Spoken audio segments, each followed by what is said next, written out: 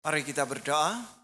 Bapa dalam surga, kami bersyukur karena Engkau sangat baik membawa kami untuk bertemu dengan Engkau di tempat ini.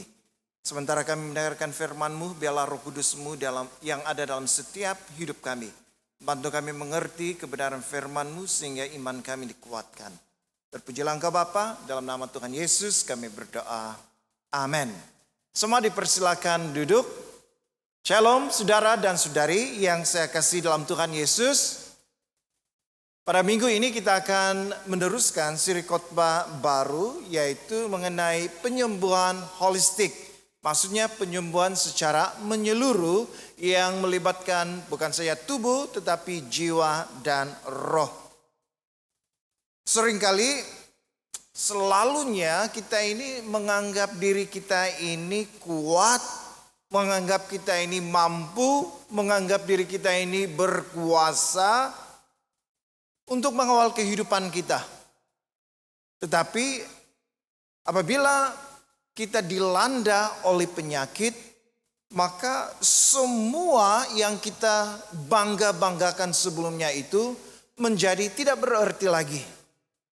Bayangkan kalau Anda seorang jutawan, ada uang yang banyak, tetapi Anda ada penyakit kronik.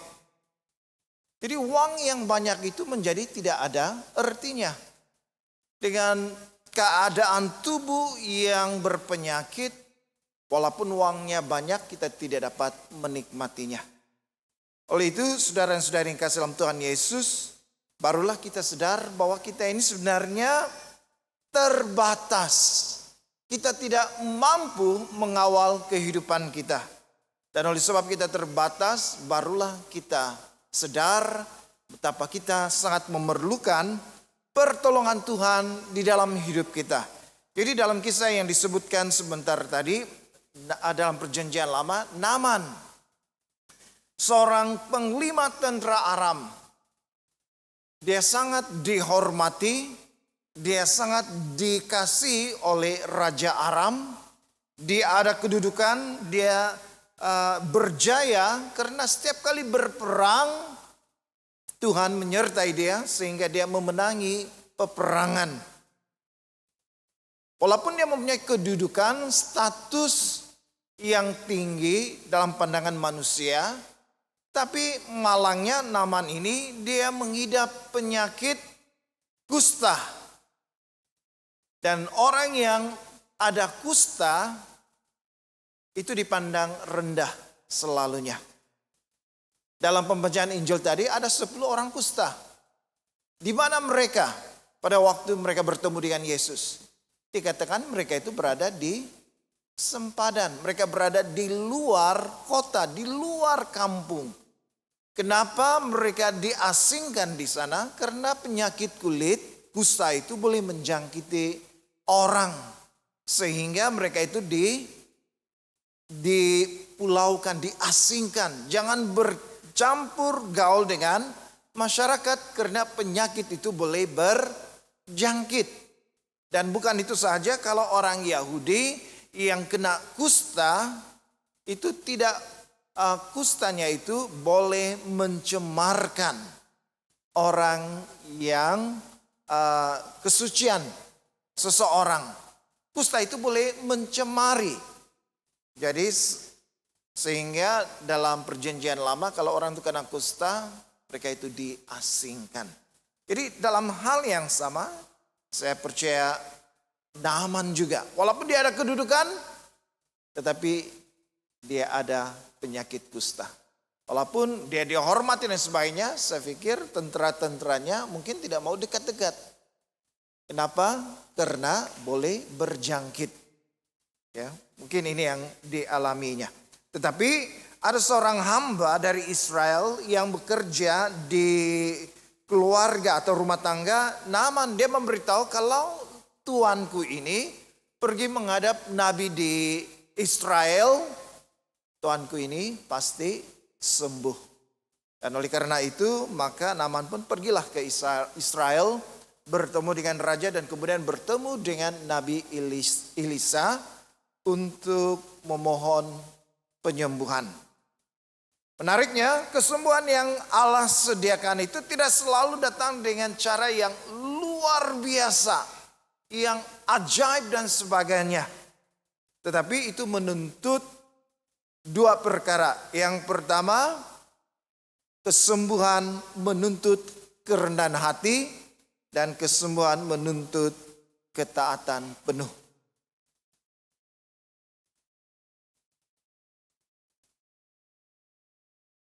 Dalam 2 Raja-Raja 5, 8 hingga 12, dikatakan segera sesudah didengar Elisa, abdi Allah itu bahwa Raja Israel mengoyakkan pakaiannya, dikirimnyalah pesan kepada Raja, bunyinya, mengapa engkau mengoyakkan pakaianmu? Biar ia datang kepadaku, supaya ia tahu bahwa ada seorang nabi di Israel. Kemudian datanglah Naaman dengan kudanya dan keretanya, lalu berhenti di depan pintu rumah Elisha. Elisha menyuruh seorang suruhan kepadanya mengatakan, pergilah mandi 7 kali dalam sungai Yordan, maka tubuhmu akan pulih kembali sehingga engkau menjadi tahir. Dan ini yang berlaku. Naaman bersama dengan rombongannya, pegawai-pegawainya pergi menghadap Raja Israel.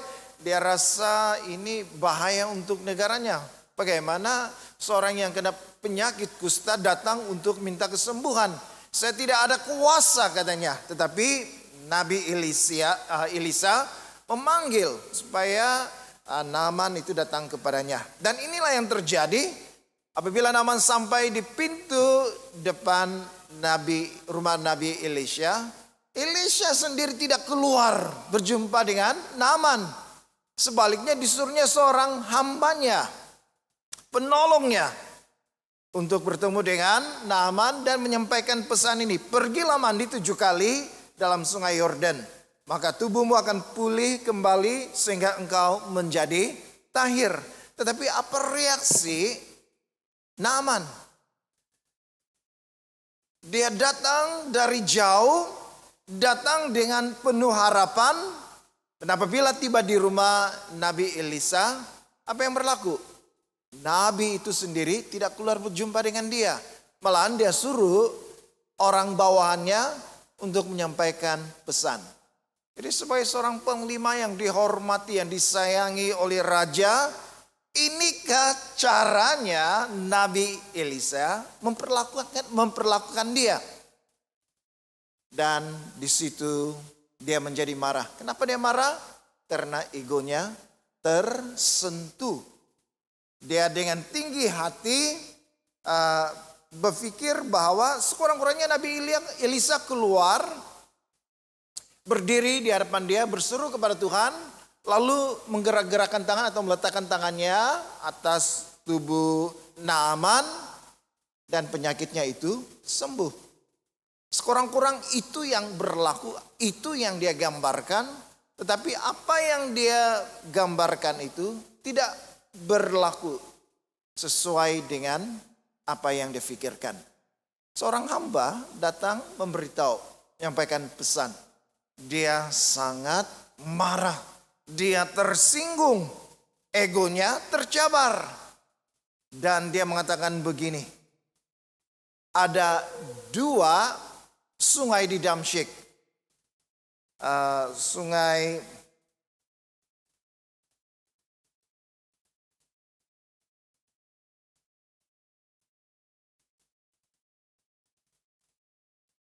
Abana dan sungai Parpar. Ini sungai-sungai Damsyik. Dia katakan itu lebih baik berbanding dengan sungai Yordan. Karena 2 sungai ini menjadi sumber pertanian, pengairan air yang menyuburkan pertanian. Dan airnya itu jernih dan sejuk. Parpar dan Abana. 2 sungai ini yang terletak di Damsyik. Dan dikatakan kalau sungai Yordan itu keruh dan kotor.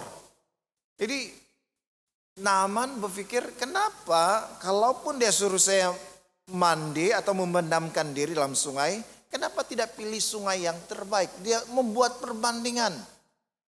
Sedangkan Parpar dan Abana itu lebih baik jika dibandingkan dengan sungai Yordan yang kotor itu. Jadi dia menyombongkan dirinya sendiri. Dia meninggikan dirinya sendiri. Jadi Naaman ini rupa-rupanya bukan hanya ada masalah penyakit kulit. Tetapi dia juga ada masalah sikap hatinya. Dia egonya tercabar, kesombongannya bangkit.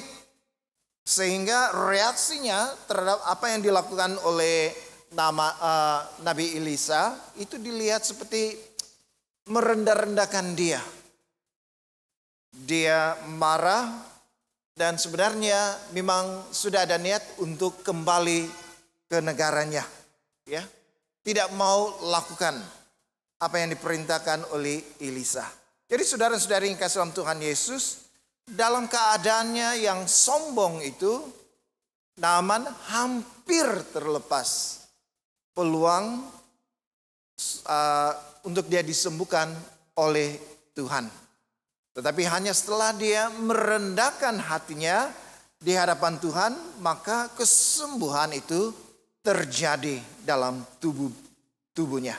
Jadi saudara-saudara yang kasih dalam Tuhan Yesus, pada hari ini kadang-kadang kita ini banyak kali terlepas peluang berkat atau kesembuhan daripada Tuhan.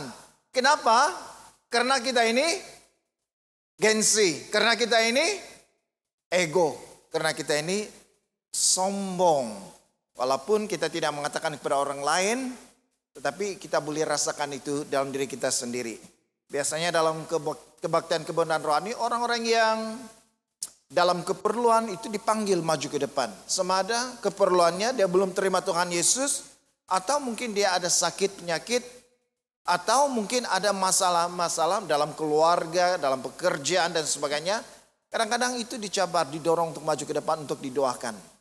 Ada orang yang maju, tetapi ada orang yang masih berdiri di tempatnya, hatinya mau, tetapi egonya tinggi. Sehingga dia malu untuk maju ke depan, karena apabila dia maju ke depan, orang akan melihatnya. Oleh karena malu dan egonya tinggi, orang lebih memilih berada di tempat duduknya. Betulkah itu saudara-saudari? Ada pengalaman seperti itu? Ada keperluan, saya mau tapi saya egonya itu kan tinggi, saya malu juga. Sehingga setiap kali selalu terlepas berkat ataupun kesembuhan daripada Tuhan. Saudara yang sudah dikasih dalam Tuhan Yesus, kalau kita ada sikap yang tinggi hati di hadapan Tuhan, kita mau tapi malu karena ego, saudara-saudari, kita akan terlepas peluang berkat ataupun kesembuhan yang datang daripada Tuhan. Apa masalah orang yang sombong? Orang sombong dia percaya diri lebih daripada dia percaya kepada Tuhan. Orang sombong karena dia percaya diri, dia bergantung kepada kemampuannya sendiri lebih daripada bergantung kepada Tuhan. Orang yang sombong, dia menutup pintu hatinya terhadap campur tangan Tuhan dalam hidupnya. Sehingga seringkali dia terlepas berkat atau kesembuhan yang datang daripada Tuhan. Sebaliknya orang yang rendah hati, dia percaya, dia tidak bergantung pada diri sendiri tapi percaya kepada Tuhan.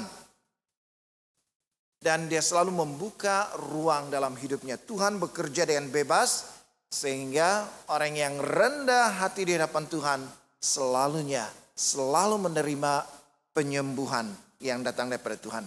Jadi kerendahan hati menandakan bahwa orang itu sadar, saya ini tidak ada kuasanya, saya ini tidak ada apa-apanya, saya ini terbatas. Dan oleh sebab itu saya mau bergantung kepada Tuhan. Saya memerlukan pertolongan Tuhan di dalam hidup saya. Tetapi orang yang sombong, dia bergantung kepada kemampuannya, bersandar kepada kekuatannya sendiri, langsung tidak mengizinkan Tuhan bekerja di dalam hidupnya. Jadi bagaimana boleh menerima berkat kesembuhan daripada Tuhan? Ada satu cerita dalam perjanjian lama, Raja Nebukadnezar. Kisah ini terdapat dalam Daniel pasal 4 ayat 28 hingga 37. Nebukadnezar ini dia menyombongkan diri atas kejayaan dan kemegahan kerajaannya. Dia berkata, bukankah ini Babel yang besar yang kudirikan dengan kekuatan tanganku dan untuk kemuliaan kebesaranku? Dia menyombongkan diri. Kemudian seketika itu juga Allah merendahkannya. Dia kehilangan kewarasan berpikir dan dia itu hidup seperti binatang di padang. Pada waktu dia menyombongkan dirinya, dia terhalau. Dia seorang raja terhalau di padang. Makanannya makan rumput seperti lembu.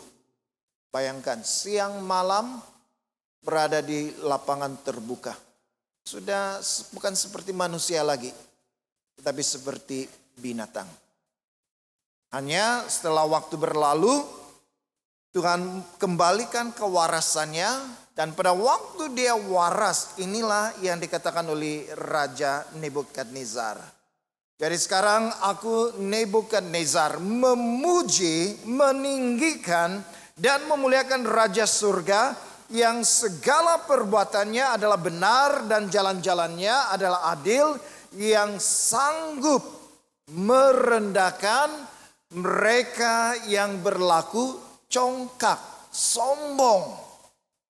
Jadi pelajaran yang diterima oleh Nabi Nebukadnezar ketika dia congkak, ketika dia menyombongkan dirinya dengan semua pencapaiannya, Tuhan mengajar dia dengan begitu dahsyat sekali. Tuhan merendahkan dia. Kedudukan rajanya itu dilucut. Pikirannya seperti pikiran binatang ya. Bukan lagi manusia. Makan makanan binatang. Makan rumput dan sebagainya. Hanya setelah dia menjadi waras, barulah dia merendahkan hatinya di hadapan Tuhan. Dan Tuhan memulihkan keadaannya. Kembali lagi menjadi raja. Jadi saudara-saudari yang kasih dalam Tuhan Yesus, marilah kita belajar merendahkan hati kita di hadapan Tuhan. Karena kerendahan hati itu bukan suatu kelemahan. Tetapi itu suatu peluang bagi kita untuk menerima berkat daripada Tuhan. Pada waktu kita sedia atau rela merendahkan hati kita di hadapan Tuhan, artinya kita sedia membuang kesombongan kita. Kita sedia untuk merendahkan hati kita. Kita bersedia untuk membuang ego kita. Sehingga Tuhan boleh bekerja dengan bebas, menyembuhkan kita. Bukan hanya dari luar tubuh jasmani kita, tapi dari dalaman kita. Saudara dan saudara yang kasih dalam Tuhan Yesus, Tuhan itu membenci orang yang congkak. Tuhan itu membenci orang yang tinggi hati. Dalam 1 Petrus pasal 5 ayat 5. Demikianlah jugalah kamu, hai orang-orang muda, tunduklah kepada orang-orang yang tua, dan kamu semua rendahkanlah dirimu seorang terhadap yang lain. Sebab, dengar baik-baik, Allah menentang orang yang congkak, tetapi mengasihani orang yang rendah hati. Jadi Naaman ini ketika dia menyombongkan dirinya sendiri,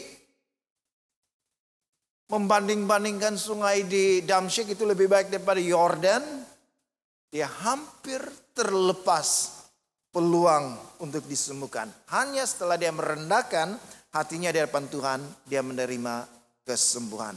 Hal yang kedua, kesembuhan menuntut ketaatan penuh. Ayat 13 hingga 14, tetapi pegawai-pegawainya datang mendekat serta berkata kepadanya, Bapa, seandainya Nabi itu menyuruh perkara yang sukar kepadamu, bukankah Bapa akan melakukannya? Apalagi sekarang, ia hanya berkata kepadamu, mandilah dan engkau akan menjadi tahir.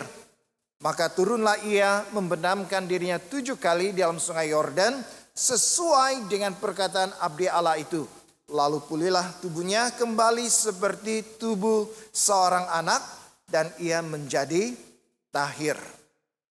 Pada mulanya ketika dia sombong, dia tidak mau menuruti perintah Nabi Elisa untuk mandi 7 kali di Sungai Yordan. Tetapi pegawai-pegawainya menasihatkan dia. Kalau yang sukar pasti Bapak lakukan. Ini kan lagi perkara yang kecil, perkara yang ringan. Hanya mandi di Sungai Yordan, menyelam 7 kali, membenamkan diri 7 kali. Dan engkau akan sembuh. Ya. Dan kita melihat ada perubahan yang terjadi. Naaman, dia merendahkan hatinya dan mentaati apa yang diperintahkan kepadanya. Sehingga ketika dia membenamkan dirinya 7 kali di Sungai Yordan, maka dia mengalami kesembuhan. Firman Tuhan mengatakan dia itu membenamkan dirinya 7 kali dalam Sungai Yordan sesuai dengan perkataan abdi Allah itu. Sesuai apa yang diperintahkan oleh Nabi Elisa. 7 kali. Bukannya 5 kali. Bukannya 6 kali. Tetapi sesuai yang diperintahkan 7 kali. Nah perhatikan. Kali ini Naaman dia merendahkan hatinya dan dia taat. Taat sepenuhnya. 7 kali, maka 7 kalilah dia memendamkan diri dalam Sungai Yordan sehingga dia mengalami kesembuhan. Jadi saudara-saudari yang kasih dalam Tuhan Yesus, ramai juga orang Kristen pada hari ini menganggap perkara atau meremehkan, ya, menganggap rendah apa yang Allah perintahkan. Mungkin perintah Tuhan itu terlalu mudah. Atau mungkin perintah Tuhan itu tidak masuk akal. Jadi ada orang yang meremehkan perintah Tuhan dalam hidup mereka. Mereka menganggap bahwa perkara rohani itu mesti selalu dilakukan dalam keadaan atau suasana yang luar biasa. Kalau yang sedang-sedang, bolehkah Tuhan bekerja dalam keadaan seperti itu yang biasa-biasa? Mereka pikir kalau kebangunan rohani, wow, disitulah pekerjaan Tuhan bekerja dengan begitu kuat sekali, dialami hadirat Tuhan, kehadiran Tuhan. Tapi kalau di rumah atau di hospital minta doa untuk kesembuhan, pikir macam itu remeh. Ini bukan di kebangunan rohani, ini bukan di KKR. Jadi mungkin ada pikiran seperti itu, meremehkan Tuhan dalam keadaan-keadaan seperti itu. Saudara dan saudari yang dikasih dalam Tuhan Yesus. Namun seringkali karunia Tuhan itu, kasih karunia Tuhan itu, kesembuhan Tuhan itu mengalir melalui ketaatan yang cukup sederhana. Mungkin ketaatan yang sederhana itu berdoa dengan setia, walaupun nampaknya belum ada jawaban doa Tuhan, tetapi karena setia mengetuk pintu surga, akhirnya ada jawaban doa daripada Tuhan, ada pemulihan yang terjadi. Mungkin perintah itu kasihilah sesamamu manusia. Mungkin perintah yang dianggap remeh itu tentang mengampuni orang yang bersalah kepadamu. Mungkin ada banyak perkara lagi, perintah-perintah Tuhan yang kita anggap tidak luar biasa, biasa-biasa, dan kita pandang itu remeh, temeh. Tetapi saudara-saudari yang sekasih dalam Tuhan Yesus, ketaatan itu membuka pintu kita menerima penyembuhan daripada Tuhan. Kalau tidak ada ketaatan, maka penyembuhan daripada Tuhan itu tidak akan terjadi di dalam hidup kita. Ada satu cerita, Corrie ten Boom. Ini pada abad ke-19 dan awal abad ke-20. Corrie ini seorang wanita Kristen berasal dari Belanda. Dan apabila negaranya itu ditakluki oleh Jerman, mereka itu diseksa di kem tahanan Nazi semasa Perang Dunia Kedua. Jadi semasa dalam tahanan itu mereka ini selalu diseksa. Ada seorang pegawai Nazi menyiksa Corrie dan juga seorang saudarinya sendiri, seorang kakak. Dan apa yang terjadi dalam kem tahanan Nazi itu selalu disiksa, dipermalukan dan sebagainya. Dan dia kenal pegawai itu yang menyiksa mereka, dan kakaknya ini meninggal dalam kem tahanan. Jadi boleh bayangkan kepahitan yang dialami oleh Corrie. Dan setelah perang berlalu, Corrie ini bebas dan dia terus menerus memberitakan, karena dia orang Kristen, dia terus menerus menyampaikan kesaksiannya, peristiwa dia ditahan dan sebagainya kepada masyarakat. Dan pada suatu kali apabila dia menghadiri satu pertemuan di Jerman, ada seorang lelaki bertemu dengan dia. Dan lelaki ini mengatakan, saya sudah diampuni oleh Allah.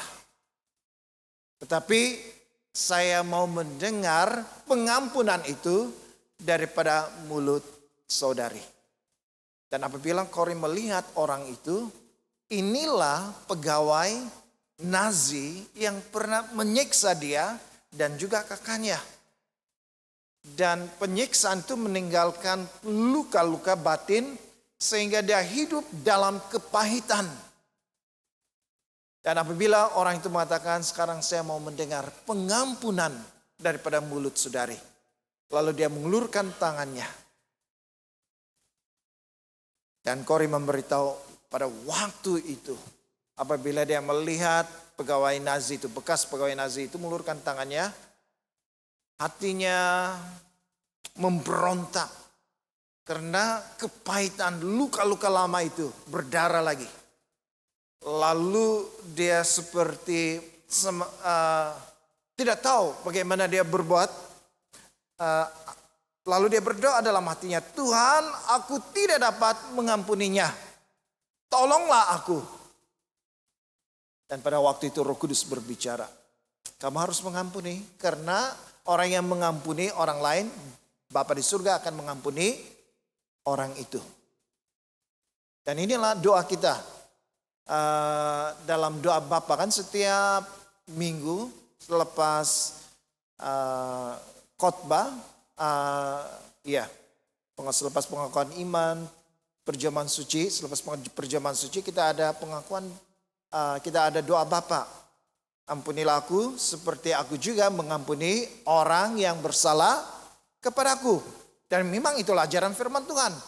Kalau kita mengampuni orang lain, Bapa di surga akan mengampuni kita.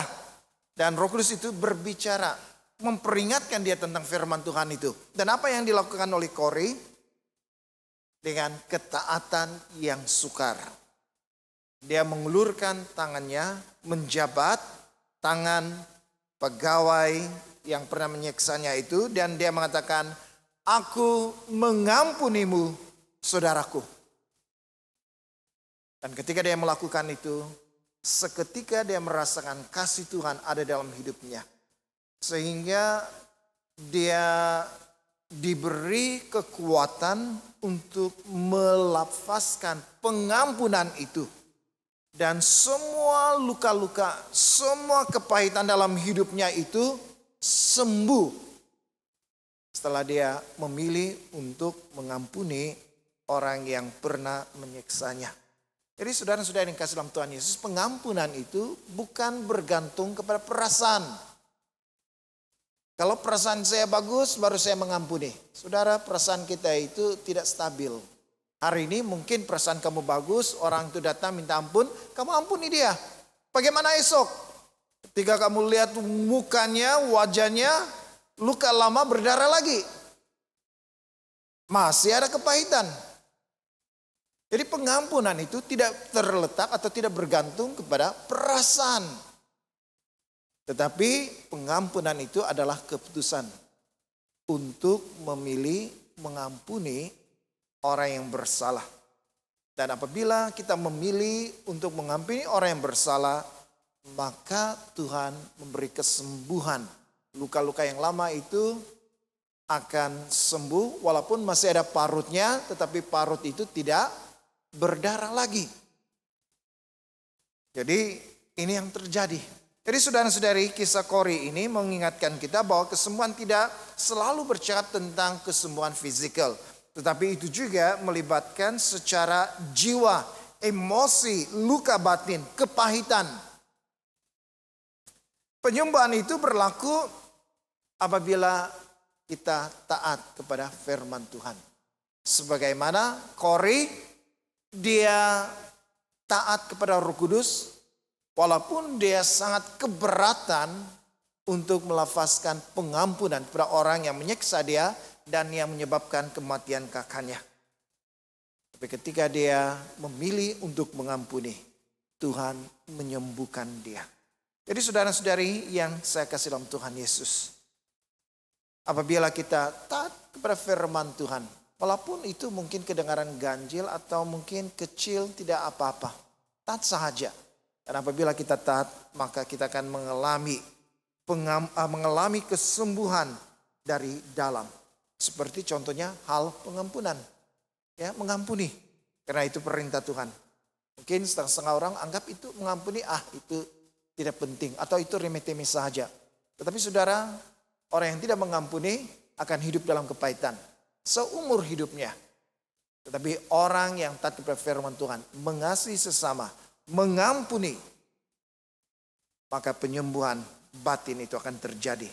Dan apabila bersedia untuk mengampuni, maka proses penyembuhan ilahi itu terjadi di dalam hidupnya. Jadi saudara-saudara yang kasih dalam Tuhan Yesus, janganlah kita meremehkan perintah Tuhan dalam hidup kita.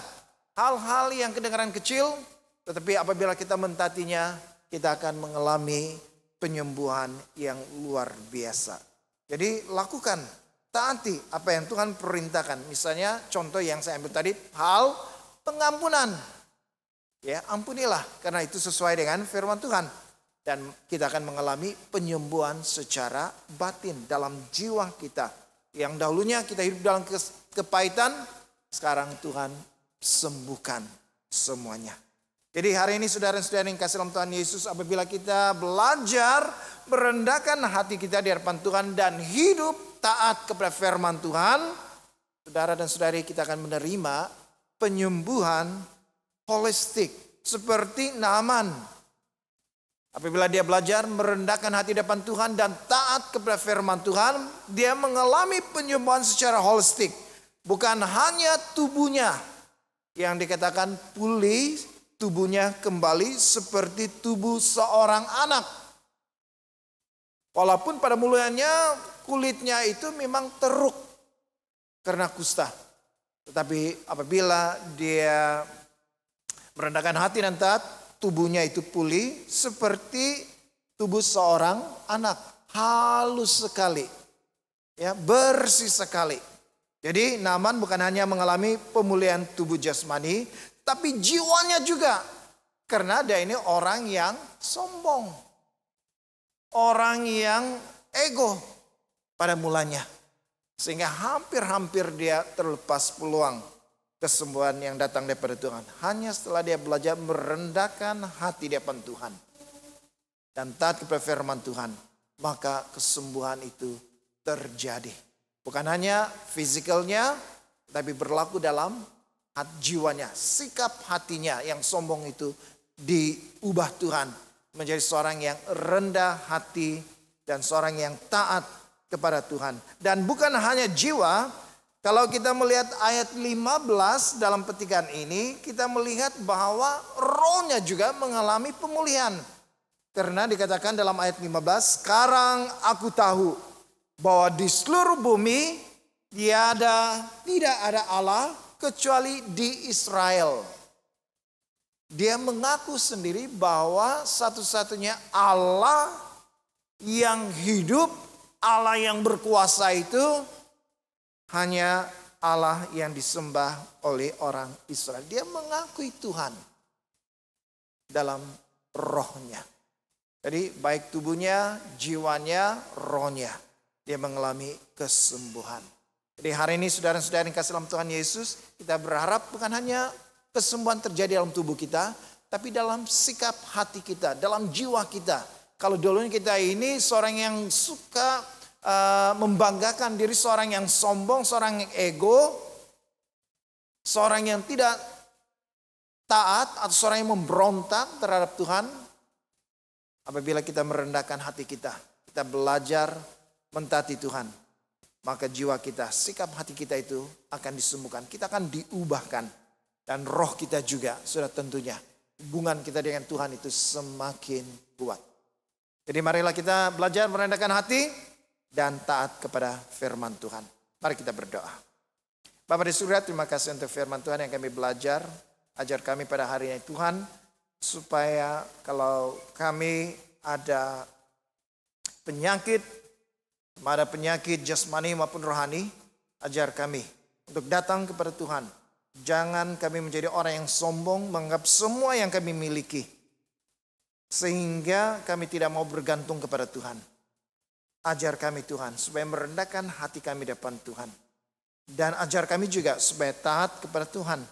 Walaupun mungkin kedengaran firman Tuhan itu kedengaran agak remeh, sederhana, tidak masuk akal. Ajar kami Tuhan untuk taat kepadamu. Dan apabila kami melakukan kedua perkara ini, maka kesembuhan secara holistik itu akan terjadi dalam tubuh, jiwa, dan roh kami. Dalam nama Tuhan Yesus kami berdoa. Amin.